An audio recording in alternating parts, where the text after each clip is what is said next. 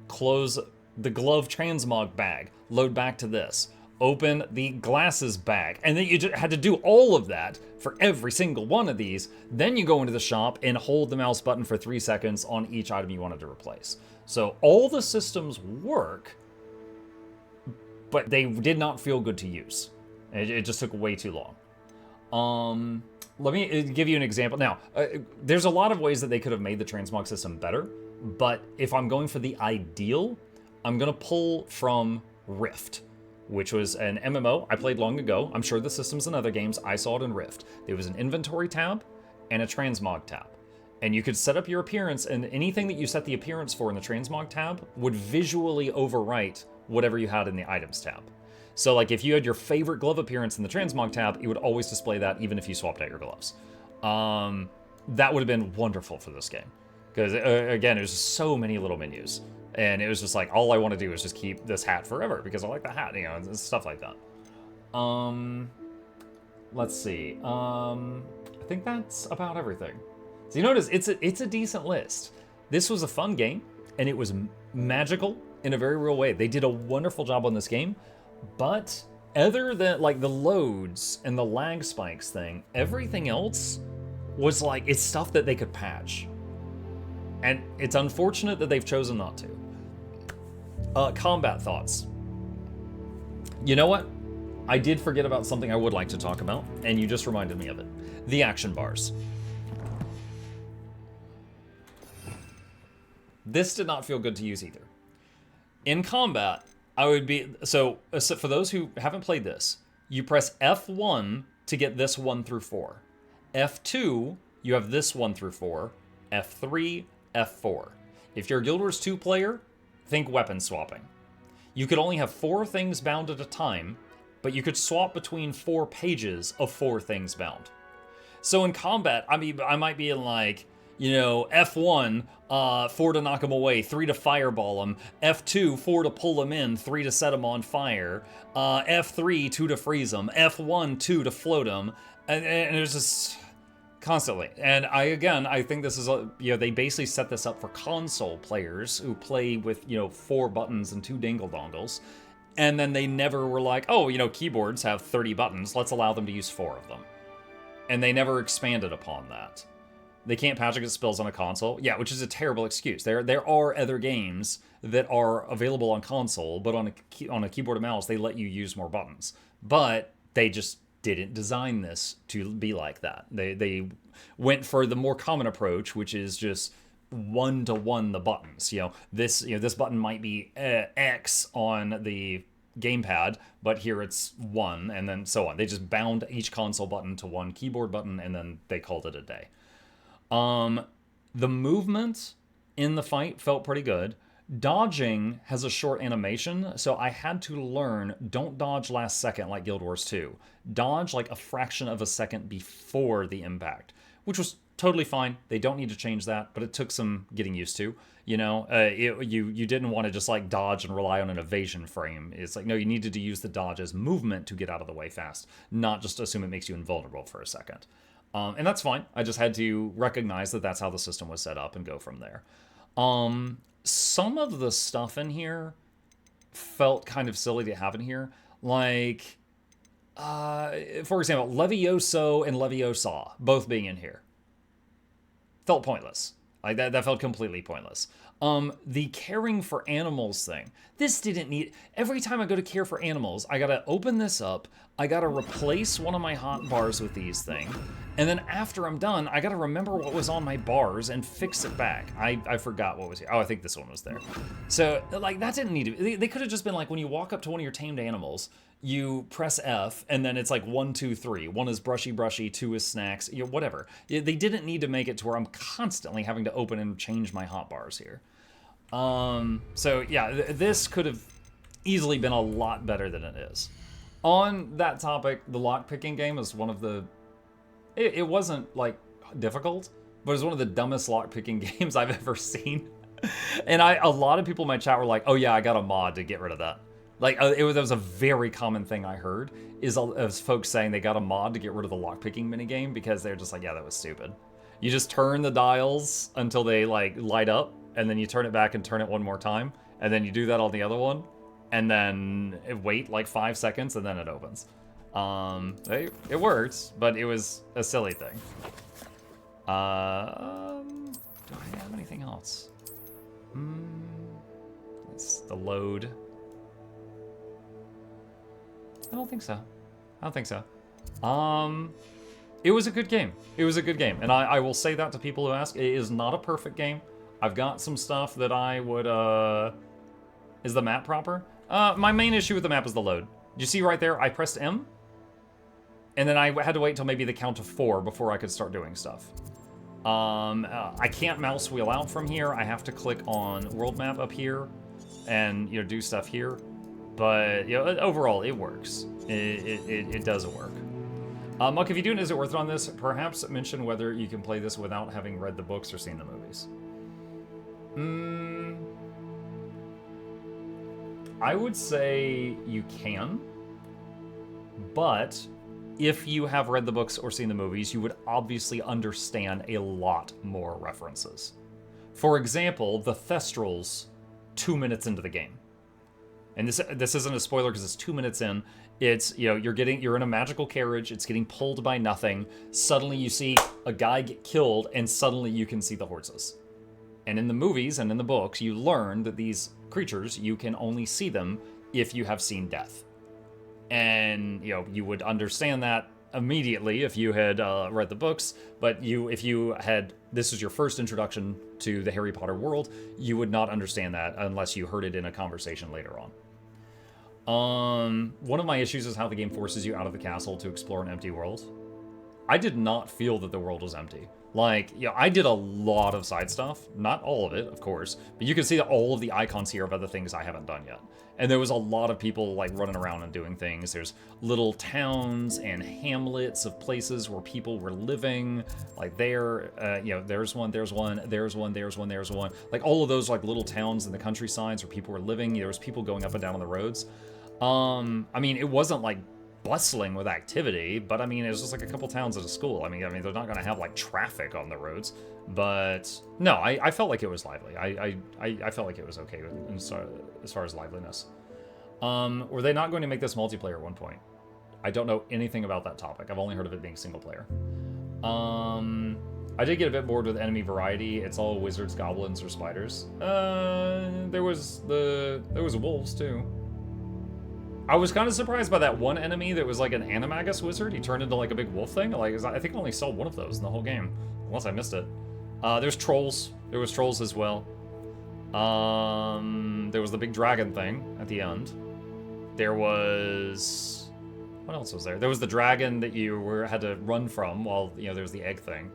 Oh yeah, the undead that you had to be on fire to hurt them. Yeah, that was one. I was giving it a proper moral sense. Yeah, it was pretty simple. Like, for most stuff in the storytelling, it was like, are you a good boy or are you a bad boy? And, it's like, okay, fine. It's designed in such a way that, younger people could enjoy it, as long as you don't mind them, seeing what death is. Good or murder? Kind of, yeah. It was often like the good choice or the mean option. It also had me, when we found the big ball of souls or whatever near the end, and he's like, what are you going to do with it? And then I thought I was choosing my ending, and then the goblin just broke it immediately after. I was like, oh my god. I thought I was like choosing my ending or something. But, I don't know. I don't even know when it rolls credits, because I guess if it does roll credits, I'm guessing it's sometime after the House Cup. I will also say, for better or for worse, I never felt like I had to grind levels in this game. If a quest was read to me and it was higher level than me, I could still do it. I could still do the quest, it's just the mobs would be tougher. This is the first time I've noticed in the whole game where it will not let me do a quest because of an arbitrary level requirement. Which, if that requirement wasn't there, we would be doing this right now and I'd be staying up late to do it. So, it wants you to do more? Well, it's convincing me to stop. So that's not working. Like, dude, yeah. So I don't agree with that. It is because of that level requirement. I'm done, and I'm not going to do the House Cup. I'll check it out on YouTube later. So yeah, there we go. That's it. I think I've said everything. It was a good game. I enjoyed it. Not one I wish to like 100% or anything, especially with all the loading screens wear on me, and just every time I'm playing it, and it's just like little load, it's like wearing down my patience, and at this point I'm done. But yeah, that was Hogwarts Legacy. Thank you guys for watching it all the way to the end, and I hope you guys enjoyed it.